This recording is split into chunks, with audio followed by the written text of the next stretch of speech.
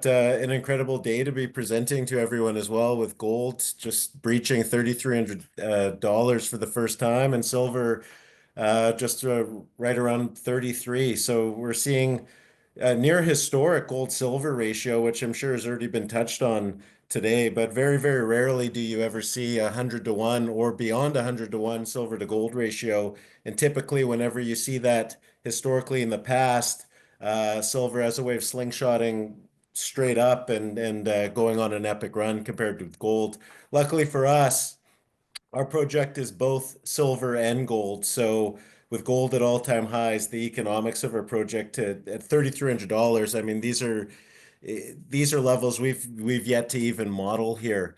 So it's well, yeah, everything we're talking about looks pretty good at the numbers we did, but at these numbers, it's going to be off the charts. We're pushing forward to being what we see as the potential to being the next American large silver producer coming online. We only made our discovery about 4.5 years ago. We've already got a PEA on it. We've got environmental and permitting initiatives already underway. We think we'll be underground and test mining within the next few years. And this is one of the highest grade projects out there in the world in terms of moving this thing forward. So without further ado, let's get into it. Um, so certainly going to be making some forward-looking statements. There's going to be a lot to look forward to. In terms of news flow, I can't think in the last 4 years if we've ever had um, a period in front of us where there'll be so much activity on the ground. We've got drills turning right now. We got $17.5 million in the bank as of the end of Q1. We've got a resource update planned for September, which is going to give us a significant measured and indicated gold credit. We've got an expansion program going right now with our drilling, which just in our last two news releases alone, we've added 1.7 kilometers of new strike to our project. But starting from the start, as the project currently stands, we've got 100 million ounces of silver equivalent already drilled out and delineated. If you break that down, it's about 50 million ounces of silver and about 577,000 ounces of gold. Now, what really makes this project unique, though, is the grade profile. In mining, grade is king, grade is margin. This is the highest grade development stage project in the world right now. At 570 grams per ton head grade, we're 55% higher head grade than the next closest developer comp in the industry.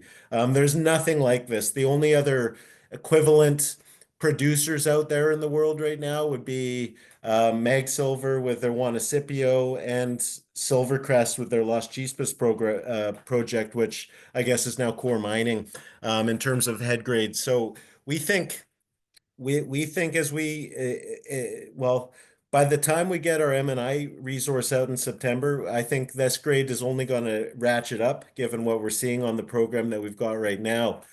So we put our first PEA on the project based on that 100 million ounce resource. And the PEA was done at $1,900 gold and $23 silver as the base case. And at that base case, you're looking at an average production profile of 8.6 million silver equivalent ounces per year at cash costs of under $12 all in sustaining. At those base case numbers, you're going to see an after-tax IRR of 40%, and you're looking at a $326 million NPV. The capex on this thing is projected to be $178 million. So even at those base case numbers, you're looking at nearly a 2-to-1 NPV to capex ratio. Now, where things get exciting is, just in that PEA, we only looked at the base case plus a 20% increase to metals prices. So at $2,300 gold and I think 2,760 silver, the NPV rockets up to $500 million US. The after-tax IRR goes up to 54%. Now, $3,000 gold wasn't contemplated back then, let alone 3,300. But if you're looking at those numbers, I mean, this is closer to $1 billion now, and that's without adding another single ounce. Now, since this PEA was released, we did 20,000 meters of drilling just last year. In addition, we're now in the process of wrapping up about 15,000 meters in our phase one program this year before we shut down to start modeling what we've got so far. As I said, we've got a lot of news flow lined up. We've got something like 25 drill holes pending assays at the lab. Our last news release was 2 weeks ago from our expansion program. We should have more news out from our M&I program as we go. What makes our project unique, aside from the grade and the metallurgy, as you just heard Peter talk, most silver produced it comes from polymetallic mines. With ours, it's just silver and gold, which means you don't have to go through all these extra steps in terms of processing from a metallurgical recovery point of view. You just crush the rock, you're left with gold, silver, and dust, meaning it's very cheap and straightforward to process, which also means lower costs. We're right in the heart of Nevada, and obviously Nevada is always seen as one of the best jurisdictions to be in globally. But what makes our project really, really stand out is that we're on something that's called private land in Nevada. It's patented claims.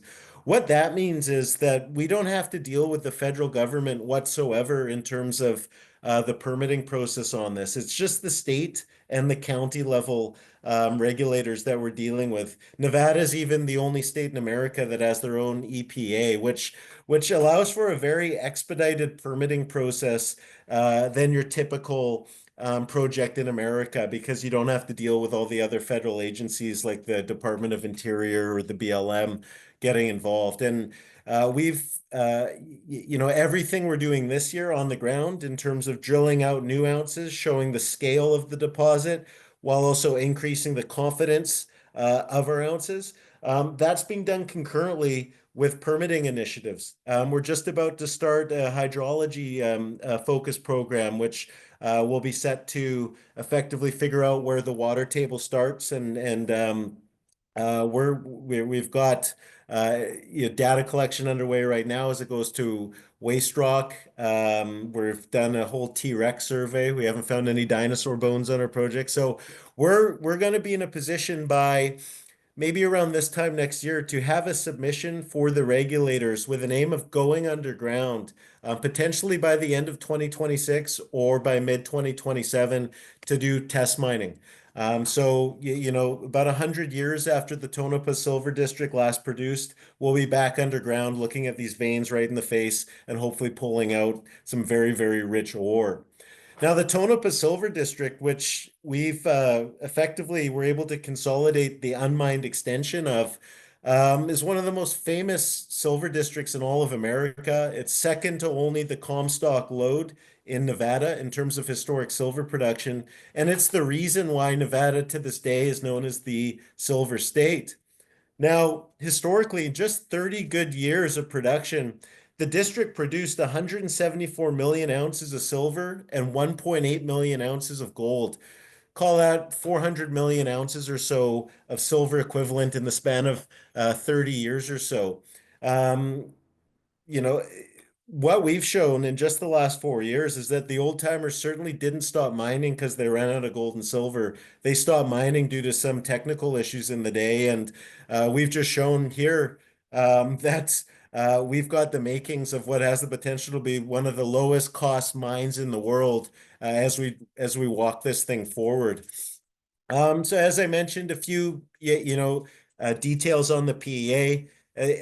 $23 silver, $1,900 gold, $326 million after-tax NPV, and a just under 40% after-tax IRR.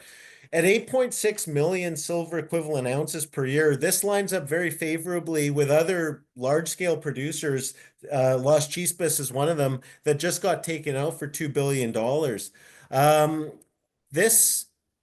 If you look at that 8.6 million silver equivalent ounces, On average, if you break that down, that's about 4 to 6 million ounces of silver every year, and about 55 to 70,000 ounces of gold every year.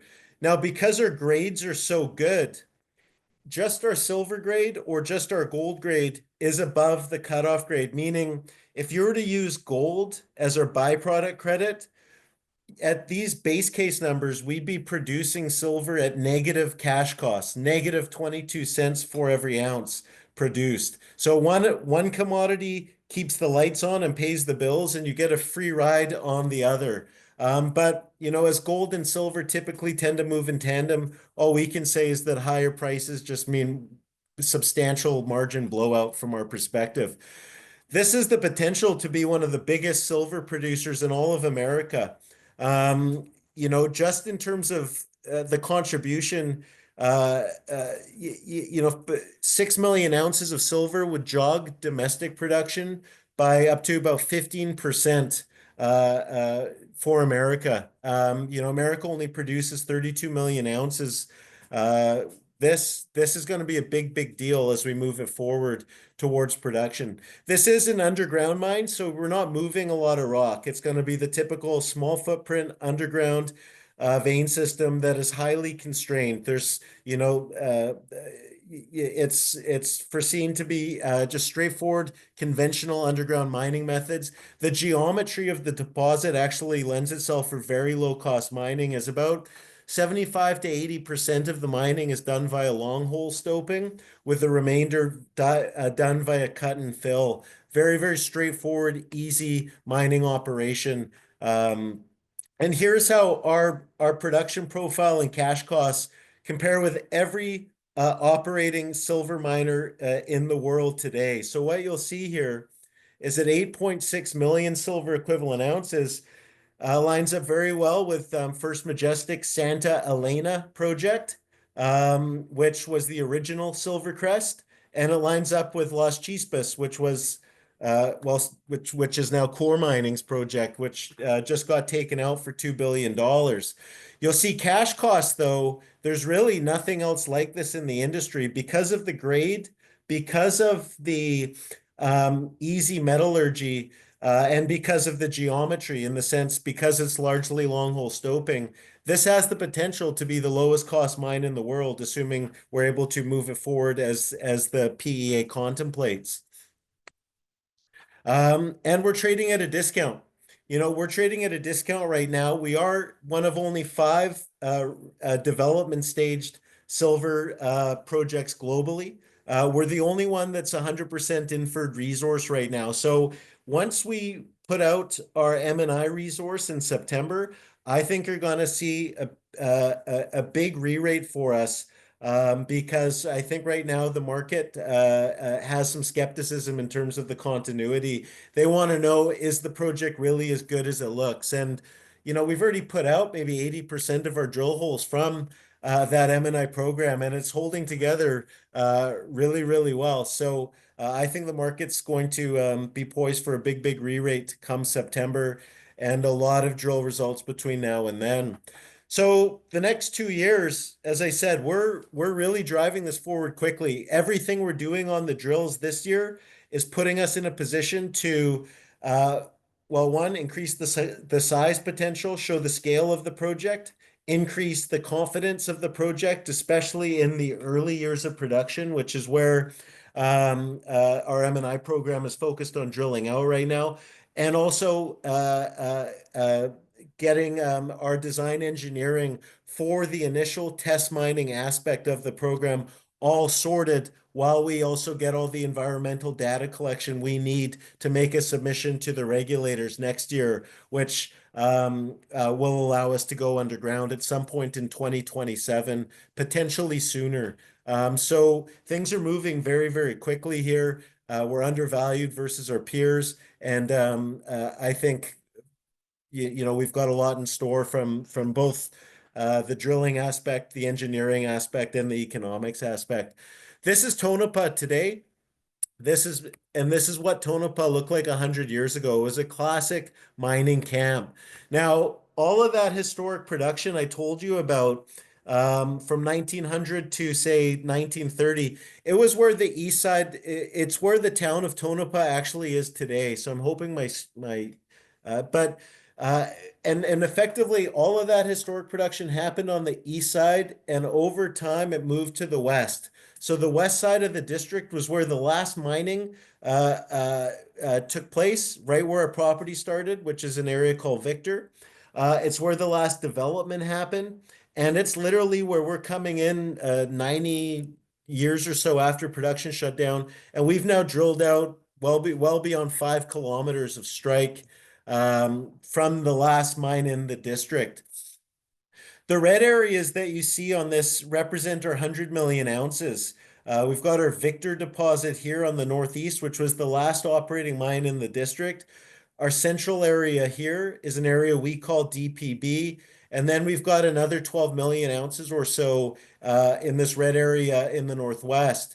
Now, in just the last two news releases, we announced that we've stepped out 1.2 kilometers to the east, a zone that we really hadn't contemplated. Well, we just hadn't figured out, but certainly we certainly hadn't been putting that or factoring in any upside potential in there. And then all of a sudden, we hit on 10 drill holes over 1.2 kilometers from the margins of the central resource area here all the way to the eastern edge of our project. That blows the doors off the upside potential for this project. In addition, the news release before that, we announced we stepped out 500 meters from the margins of the central area here on a series of holes, which adds another 500 meters or so, which we're in the process of infilling right now to include in a resource as well. The upside potential of this project is,